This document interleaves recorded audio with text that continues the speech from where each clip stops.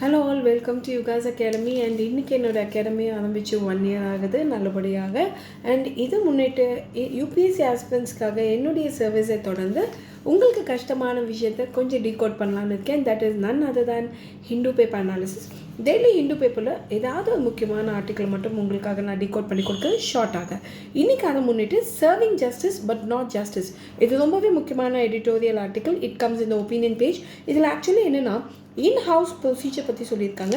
In-house ப்ரொசீஜர்னால் first என்னென்னு சொல்கிறேன். ஒரு ஜட்ஜஸ் கொண்ட என்கொயரி கமிட்டி விசாரணை செய்வாங்க. அது டிரான்ஸ்பரண்ட்டாக இல்லை, வெளியே பப்ளிக்கு அந்த ரெக்கார்ட்ஸ் பற்றி டிஸ்க்ளோஸ் பண்ணதில்லை அப்படின்றது தான் இதில் சொல்லப்பட்டிருக்கு. அண்ட் இதில் ஒரு ஸ்டேட்மெண்ட் கொடுத்துருப்பாங்க. The inhouse procedure is to preserve judicial independence. ஏன்னா இன்ஹவுஸ் ப்ரொசீஜரில் அந்த enquiry committee consist of the judges only. ஒரு ஜட்ஜை அவரோட பியர் என்று சொல்லக்கூடிய இன்னொரு சக ஜட்ஜ் தான் விசாரணை செய்வாங்க. அது அவங்களோட இண்டிபெண்டன்ஸை பாதுகாக்கிறதுக்காக அமைக்கப்பட்ட ப்ரொசீஜர். இது கான்ஸ்டிடியூஷனல் ப்ரொசீஜரான்னு கேட்டால் கிடையாது. According to article 124 it chase subclause 5 says that Parliament has the power to create a law. அதை முன்னிட்டு ஜுடிஷியல் என்கொயரி ஆக்ட் 1968 லா கிரியேட் பண்ணியிருக்காங்க. இந்த லாவில் 3 மெம்பர் கொண்ட ஜட்ஜஸ் கமிட்டி இவங்கள விசாரணை செய்வாங்க. தப்பு செஞ்ச ஜட்ஜை விசாரணை செஞ்சு ரிப்போர்ட்டை பார்லிமெண்ட்டுக்கு சப்மிட் பண்ணுவாங்க. அப்படி சப்மிட் செஞ்சு அவங்க தப்பு செஞ்சுருக்காங்கன்னு ப்ரூவ் ஆனால் only then they will be removed. ஆனால் இது வரைக்கும் எந்த ஒரு கமிட்டியோட ரிப்போர்ட்டும் பப்ளிக்கு ஃப்ளாஷ் செய்யப்படவில்லை. So there is a lack of transparency and as a result the accountability is லேக்கிங்னு சொல்லி தான் இந்த ஆர்டிக்கலில் கொடுத்துருக்காங்க. இப்போது நீங்கள் தெரிஞ்சுக்க வேண்டிய இன்னொரு விஷயம் சொல்கிறேன். இதை பேஸ் பண்ணி உங்களுக்கு 2 விஷயம் நான் சொல்லிக் கொடுக்குறேன், கேட்டுக்கோங்க. There something called Keshav Singh case 1965 and PUCL 2005 case. இந்த 2 கேஸில் என்ன சொல்லியிருப்பாங்கன்னா, லெஜிஸ்லேட்டிவ் ப்ராசஸ் இஸ் சுப்பீரியரான்னு கேட்டால் கிடையாது. Legislature is not supreme, the constitution is supreme. அப்போ நம்ம கான்ஸ்டியூஷன் ஜுடிஷியரிக்கு இண்டிபெண்டன்ஸை கொடுத்துருக்கு. அப்போ அந்த இண்டிபெண்டன்ஸை பாதுகாக்க செய்யக்கூடிய எந்த ஒரு விஷயங்களும் தப்பு கிடையாது அப்படின்னு சொல்லியிருக்காங்க. 2வது விஷயம், அது மட்டும் இல்லாமல் நம்மளோட இந்த ப்ராசஸ் இருக்கு இல்லையா, judicial enquiry committee, that is ஜட்ஜை இன்னொரு ஜட்ஜ் தான் விசாரிப்பாங்கன்ட்டு.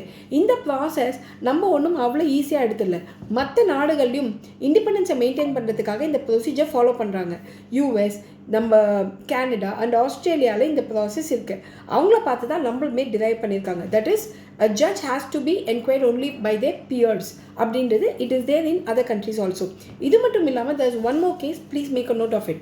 வீராஸ்வாமி vs Union of India 1991. இந்த கேஸும் இப்போ ரீசெண்டாக நியூஸில் அதிகமாக ஓடிட்டு இருக்கு. The judge case which says that before the judge has to be prosecuted, President sanction in consultation with the Chief Justice of India is needed. ஒரு ஜட்ஜை விசாரணை செய்யறதுக்கு முன்னாடி பிரசிடென்ட்டோட ஒப்புதல் மற்றும் சீஃப் ஜஸ்டிஸ் ஆஃப் இந்தியாவோட கன்சல்டேஷன் முக்கியம்னு இந்த கேஸில் தீர்ப்பு வழங்கப்பட்டிருக்கு. அதுக்கப்புறம் தான் ஒரு ஜட்ஜை விசாரிக்கவே முடியுமா. அது மட்டும் இல்லை மை டியர்ஸ், அப்போது நம்ம ஜுடிஷியரியை எப்படி அக்கௌண்டபிள் ஆக்குறது, எப்படி அவங்களோட இண்டிபெண்டன்ஸை பாதுகாக்கிறது அப்படின்னு பார்த்தீங்கன்னா, இது 2யுமே செய்யறதுக்காக நம்மளோட லா கமிஷன் 195th ரிப்போர்ட்டில் ஒரு சஜஷன் கொடுத்துருப்பாங்க. Creation of national judicial council.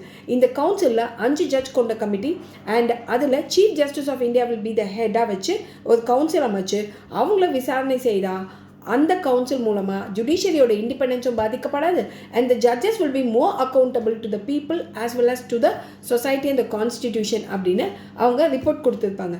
So this is all about this article. And இந்த ஆர்டிக்கலோட அடிஷ்னல் வேல்யூஸ் தான் நான் இப்போ உங்களுக்கு கொடுத்துருந்தேன். பிடிச்சிருந்தா உங்கள் ஃப்ரெண்ட்ஸுக்கும் ஷேர் பண்ணுங்கள். கண்டிப்பாக யூபிஎஸ்சி ஆஸ்பிரண்ட்ஸ்க்கு இது ரொம்பவே ஹெல்ப்ஃபுல்லாக இருக்கும். ஸோ இந்த மாதிரி டெய்லி என்னால் முடிஞ்ச அளவுக்கு ஹிந்துவில் இருக்கக்கூடிய சில டாப்பிக்கை டீகோட் பண்ணி உங்களுக்கு கொடுக்க மிஸ் பண்ணாமல் ஃபாலோ பண்ணிக்கோங்க என்னோட குட்டி ஸ்டோரியை. அண்ட் ஹிந்துவை கண்டிப்பாக படிக்க இதுக்கப்புறம் ஃபாலோ பண்ணுங்கள். இப்போ நான் சொன்னதுக்கப்புறம் இந்த பேப்பர் படிச்சுப்பாங்க, அந்த ஆர்டிக்கல் படிங்க, கண்டிப்பாக உங்களுக்கு புரிஞ்சுக்க முடியும். இதை பற்றி உங்களுக்கு ஃபர்தர் ஏதாவது டவுட்ஸ் இருந்தாலும் டோன்ட் ஹெசிடேட், என்னுடைய டெலிகிராம் சேனல் ஃபாலோ பண்ணிட்டு என்னையும் ஃபாலோ பண்ணுங்கள், என்கிட்ட கேட்கலாம். Thank you, have a great day.